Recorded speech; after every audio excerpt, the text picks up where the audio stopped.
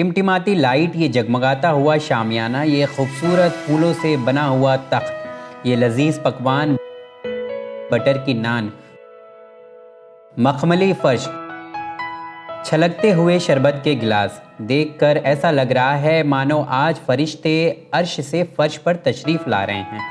आपको बता दूं, ये ख़ास इंतज़ाम फरिश्तों के लिए नहीं बल्कि बारातियों के लिए किया जाता है।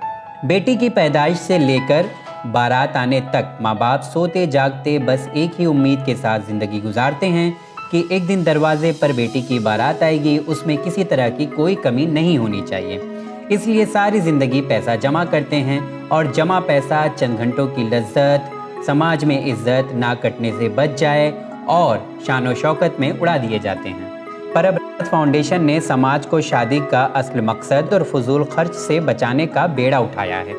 हम ये देख रहे हैं कि पिछले सालों में शादियों के अखराजात लोगों ने इस कदर बढ़ा लिए हैं कि अब पानी सर से गुज़र गया है।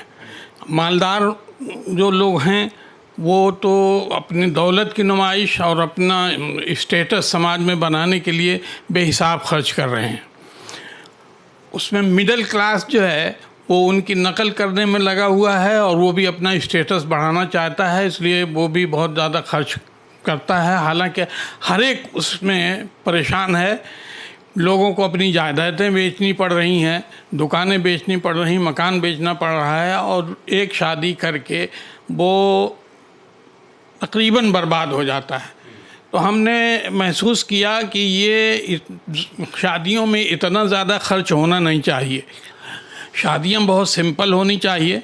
क्या अमीर क्या गरीब समाज के डर का बोझ उठाए सब एक ही कश्ती में सवार हैं और नाखुदा कश्ती को पानी में नहीं बल्कि दिखावे की दरिया में चला रहा है। इस तरीके से हम जो समाज में जिम्मेदार लोग हैं उनसे हम राब्ता कायम कर रहे हैं और उसका फ़ायदा ये हो रहा है, हमको जो सक्सेस मिल रही, कामयाबी मिल रही, उसकी वजह यह है कि हर आदमी इसको लब्बैक कहने के लिए तैयार है और हर आदमी ने अपनी दोनों बाहों को तैयार कर रखा है कि समाज में इस रस्म व रिवाज की वजह से जो बुरे असरात हो रहे हैं, जिसकी वजह से मिडिल क्लास ख़ास तौर से जो अपनी जायदादों को बेच रहा है, ज़मीनों को बेच रहा है।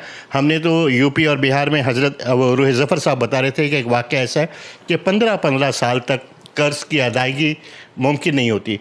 तो हम वो मजहबी रहबरों से ये अपील करेंगे कि आप इन अहकामात को लाजिम करने के लिए वो इक़दाम करें जो तहरीरों के ऊपर है।